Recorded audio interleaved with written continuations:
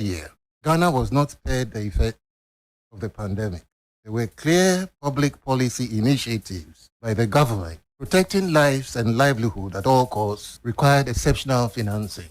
Fortunately, through the swift intervention of the international financial institutions, the IMF through the Rapid Credit Facility and the World Bank, a significant portion of this financing was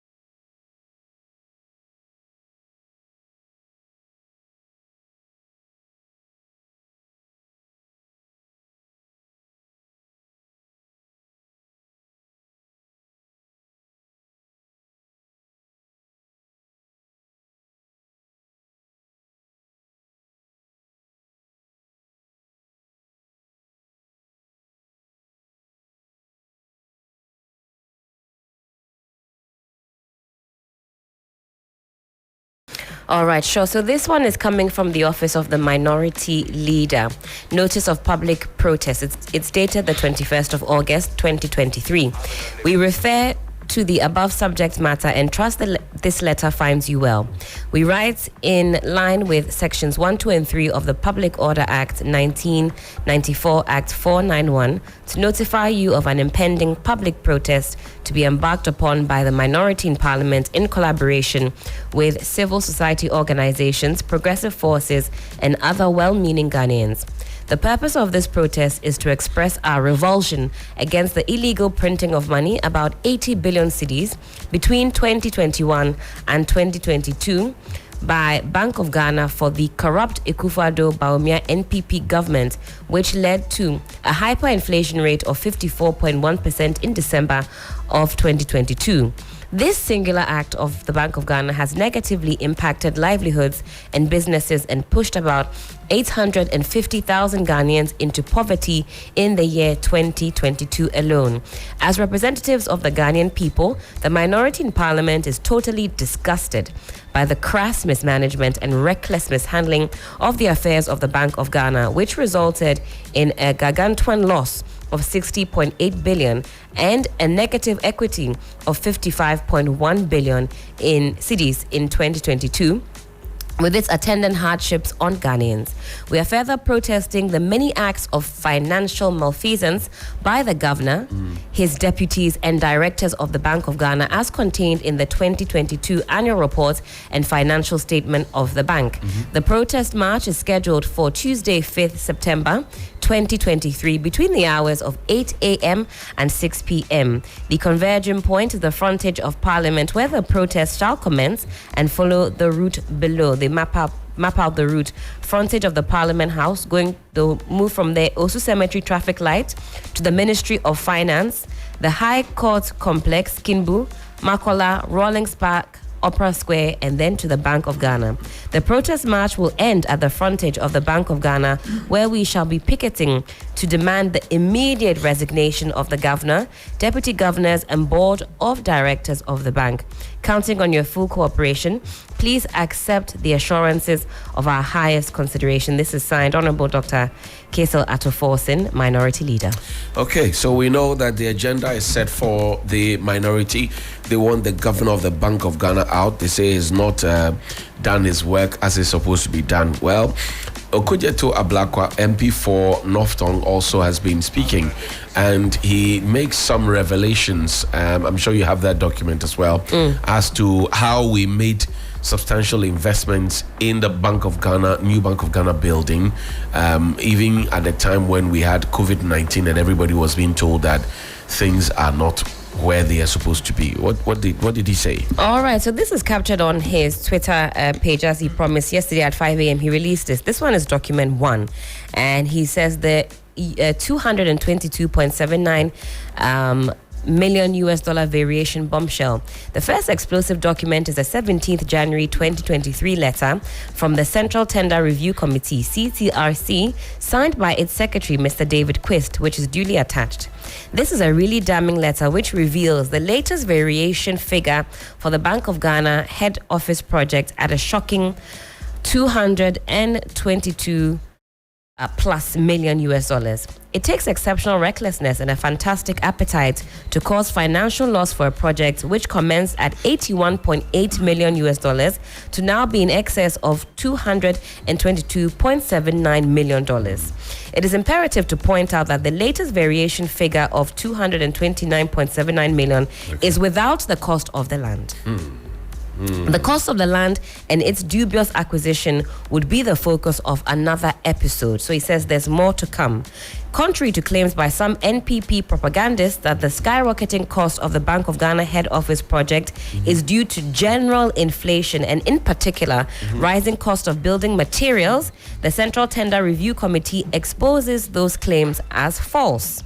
The damning CTRC letter highlights how the Addison-led Bank of Ghana brought us to this sordid point as a result of, they say, inadequate project design, conception and preparation of the original contract, an entirely new scope in design for the revised project, no detailed project milestones identified as a benchmark for payment under the project to protect Bank of Ghana against any risk of financial exposure. So these are some of the things CTRC is highlighting as being wrong with the project and inconsistent, if you will. The CTRC further exposes the impunity and lawlessness of Governor Addison when they note, quoting again, revised scope of works has already commenced prior to seeking approval from the CTRC. So we understand here that before any such revisions are made, especially ones that attract such a cost, CTRC must be made aware. It is most instructive that the CTRC states in its letter that the Bank of Ghana's responses to their concerns remain unsatisfactorily addressed.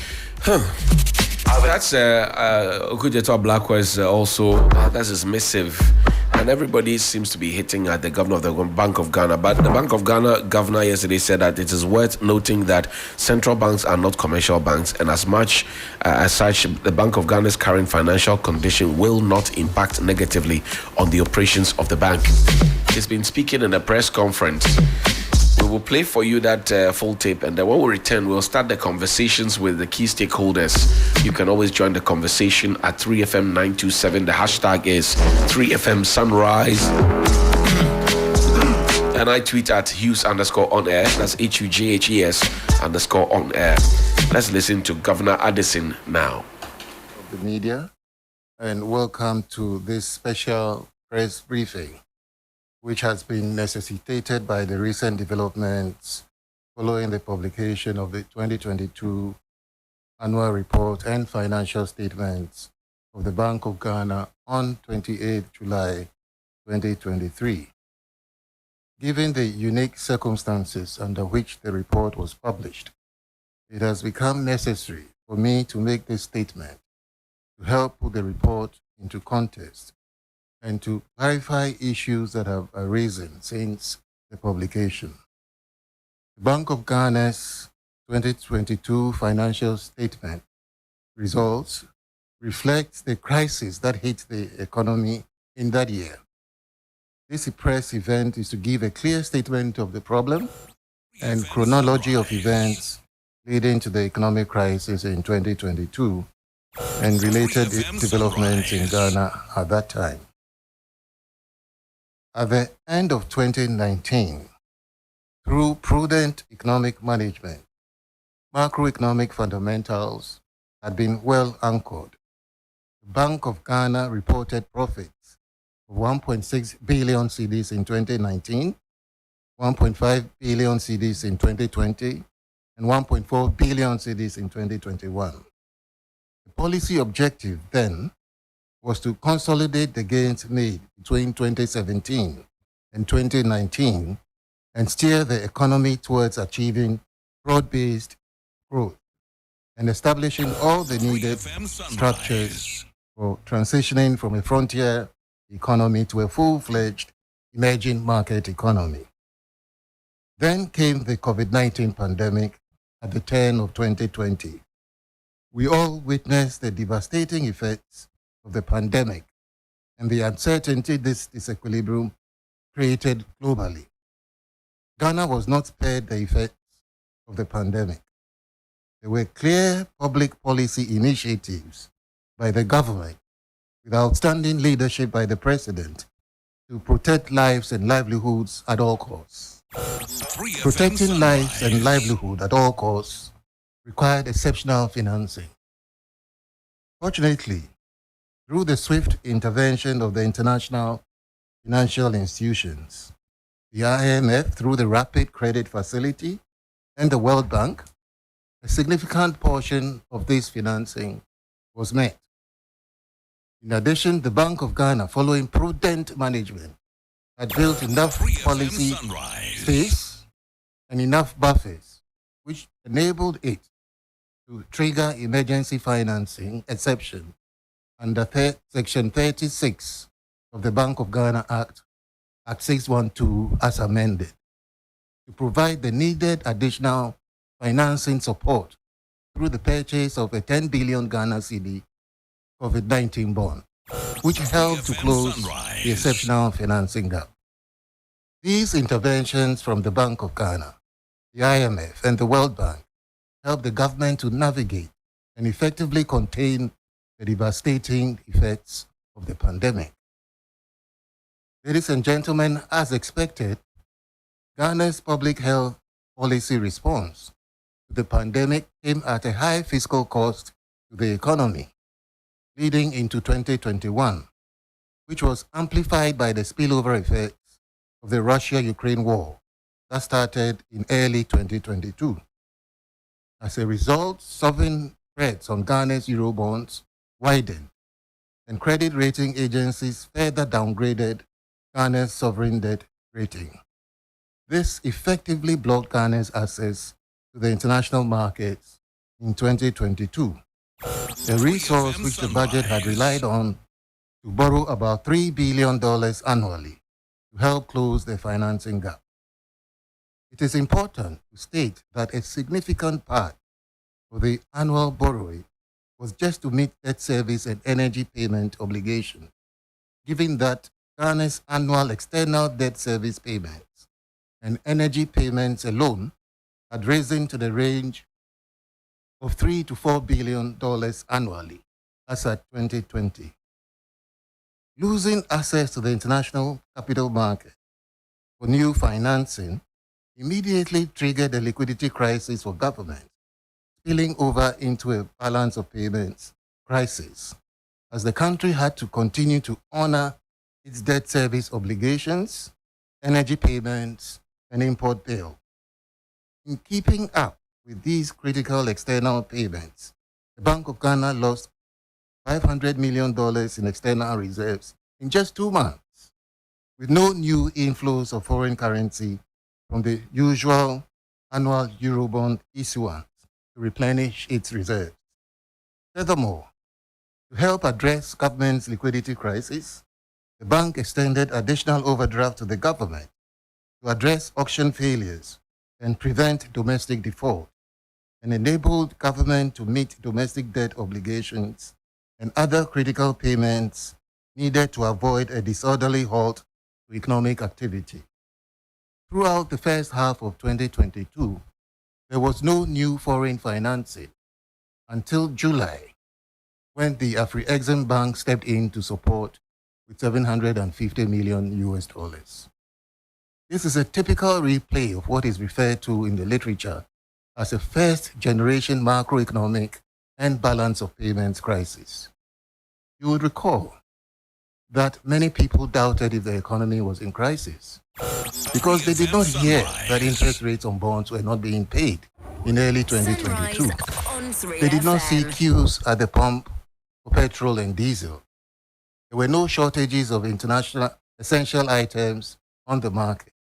And they did not hear that public sector workers, including civil servants, the police and the military, were not being paid their salaries. The reason was that the Bank of Ghana had provided the needed support to keep the economy going. These are the circumstances that led government to approach the IMF for support in July 2022. The IMF immediately sent in a mission to assess the economic situation.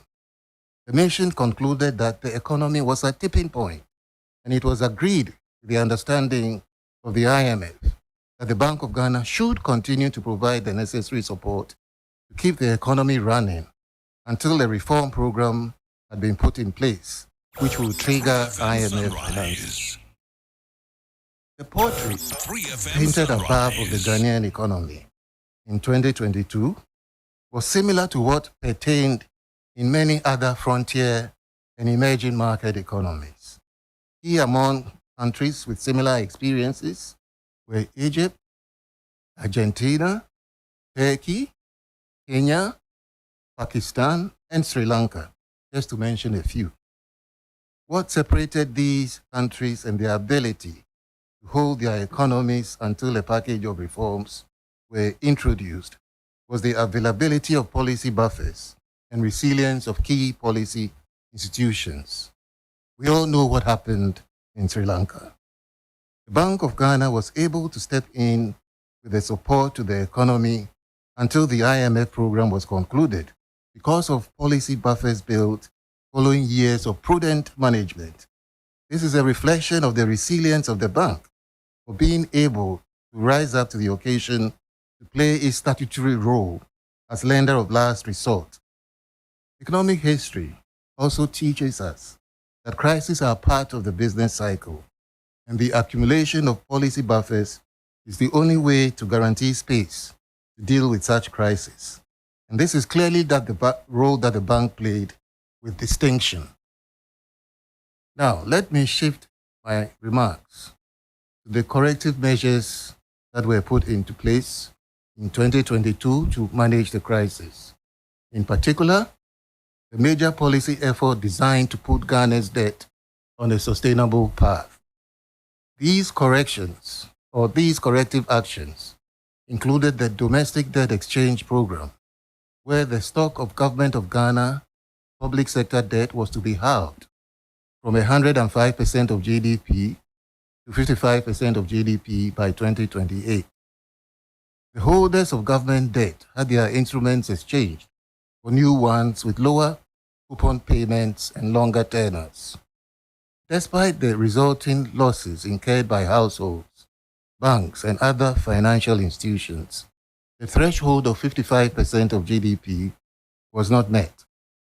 As part of the solution, the Minister of Finance wrote to the bank with a proposed treatment of a 50% haircut on Bank of Ghana's holdings of government's non-marketable debt. Naturally, the bank was concerned and fully aware of the implications of such a treatment on the books of the bank. We held several discussions with the Ministry of Finance, the government advisors on the debt exchange, that is Lazard, and the IMF on this treatment. At the request of the bank, the IMF sent a technical mission of central bank balance sheet experts to assist the Bank of Ghana to assess how the debt treatment would impact the bank's financial position and its ability to carry out its statutory mandate. The conclusion of that technical assistance mission was that the Bank of Ghana should be able to function effectively, that is, remain policy solvent, even after the imposition of such a haircut. The IMF placed a high premium on this particular debt scenario involving that Bank of Ghana, as that was the only scenario that was going to allow the government to meet the debt threshold that would allow Ghana's IMF program to proceed for board approval. The Bank of Ghana accepted this proposal on that basis, given how crucial it was to secure a fund-supported program and the benefits that would inure to the economy, as it would help to reset the economy and prevent a total collapse with much broader socio-economic implications. The Bank of Ghana board meeting was therefore arranged to get the board pass a resolution to this effect. The bank acted in good faith for the broader interest of Ghana's economy. The debt included all the legacy debts of Government of Ghana dating back to 1992, including the overdraft to 2022, overdraft to Cocoa Board, the COVID-19 bond, and even Bank of Ghana holdings of Telecom Malaysia bonds and the Tema Oil Refinery bonds issued by government. As of 2015, the accumulated claims on government and Cocoa Board were about 13 billion Ghana cedis. The debt, therefore, is not about recent debt alone. Almost all lending from the IMF, including the external credit facility and rapid credit facility during the COVID-19 pandemic, and financial sector resolution bonds have been presented in the recent discourse as Bank of Ghana lending to government. This is not factual. It is important to state that losses reported were technical losses arising from the haircut and the application of accounting standards, in particular IFRS 9, to estimate expected credit losses over the tenor of the government debt held by Bank of Ghana. It is not money lost by the Bank of Ghana through its operations in 2022. Rather, one should look at this as a reflection of the total cost of the economic and social crisis that the country has faced over the years, and an attempt to resolve a major structural problem of the Ghanaian economy. I must also add that if one takes time to go through the historical financial statements of the Bank of Ghana, you will realize that this is not the first time that the bank has gone into negative equity. During the early years of the structural adjustment, very large exchange rate depreciations led to revaluation losses that drove the bank into negative equity. Indeed, any time the economy faces major challenges, the Bank of Ghana's balance sheet suffers and the equity position moves into negative territories. You will recall that in 2017 and 2018, the bank incurred similar negative equity from the impairment of legacy liquidity support loans granted in 2015 and 2016 to insolvent banks, which the external auditors impaired due to the doubtful prospects of recovering from those insolvent banks. The bank, however, recovered and generated profits throughout the period 2019 to 2021. It is worth noting that central banks are not commercial banks. Bank of Ghana's current financial condition would not negatively impact on the operations of the bank. The IMF Technical Assistance Mission validated this conclusion before the necessary decisions were taken. In their opinion, the Bank of Ghana was policy solvent and will remain so, as it had enough income to cover monetary policy operational costs. The Bank of Ghana had sufficient capital, amounting to about 15% of its total liabilities. Its recommendation was for the bank to retain all future profits, and a reassessment should be made in the year 2027. The bank will also manage to reduce its operational costs during this period. Ladies and gentlemen, in all these, the Bank of Ghana has acted within the applicable laws. It is not true that the Bank of Ghana has been providing financing for government every year. There has been zero financing in 2017, 2018, 2019, and 2021. The Bank of Ghana has only had to support in the pandemic year of 2020 and the crisis year of 2022. Bank of Ghana Act, as amended, limits financing of the government to 5% of the previous year's tax revenue. This provision in the law has been adhered to since I took office in April 2017. Between 2017 and 2019, in addition to the requirements of the Act, the bank signed a memorandum of understanding with the Ministry of Finance to even impose a tighter restriction of zero central bank financing. This was observed strictly, even though the MOUs were not legally binding. Between 2012 and 2015, the bank provided overdraft to finance government and Cocoa Board every year, and there was neither a pandemic or a global economic crisis. When Ghana was hit with the COVID-19 in 2020, Section 36, the Bank of Ghana Act as amended, was triggered, and as indicated earlier, the bank purchased the 10 billion cedis worth of the COVID-19 bonds to support the economy through the pandemic. This was done within the applicable laws governing the Bank of Ghana. When Section 36 of the Act as amended is triggered, it allows the Governor, the Minister of Finance, and the Controller and Accountant General to agree on a new limit of central bank financing. The law further says that the Minister of Finance will then have to inform Parliament, and the Minister has since informed Parliament as part of his briefing to update Parliament on the IMF program and the status of the domestic debt exchange. Let me also seize this opportunity to talk about an issue that has come up lately in the media and one which borders on our new head office building. While discussions on the national security issue, like the central bank building, is a sensitive one, I will provide you with a brief history of how this has evolved over the years. The Bank of Ghana, as far back as the 1990s, began the search for a suitable and secured land for a head office. In 2012, the bank was allocated an unnumbered 5.19-acre land at Accra Central by the Lands Commission, which also had issues. The bank did not have access to the land since the Ministry of Foreign Affairs and Regional Integration refused to give the bank vacant possession on the grounds that they had never agreed to give up ownership of the land. The bank continued to search for suitable land for its head office throughout the period from 2013 to 2016.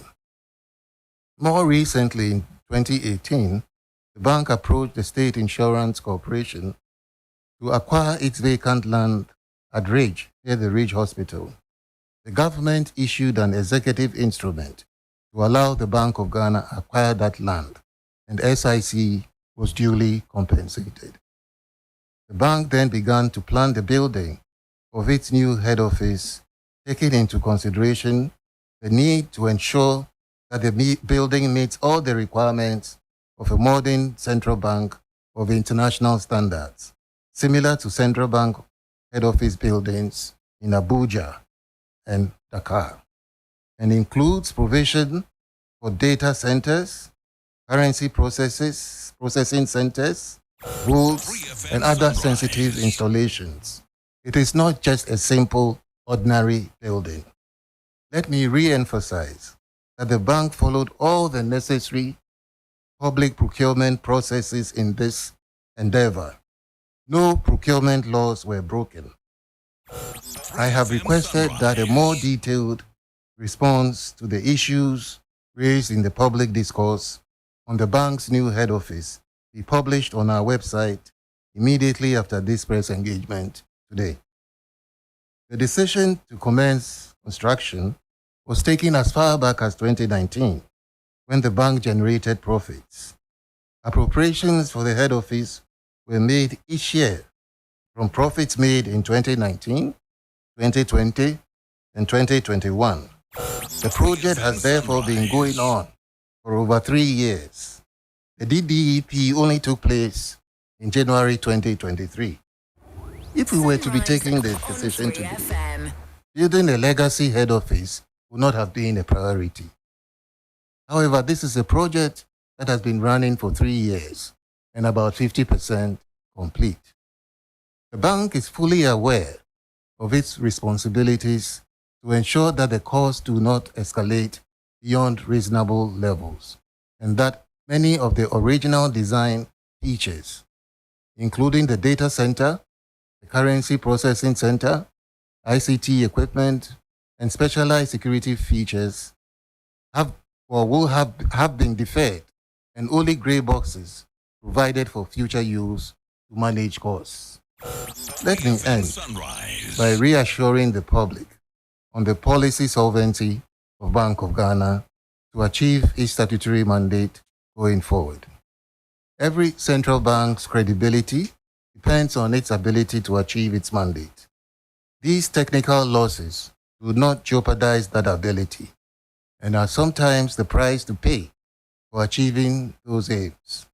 It is important that we place the central bank's policy mandate above profits. We must recognize the special character of central banks and the role that they play in an economy.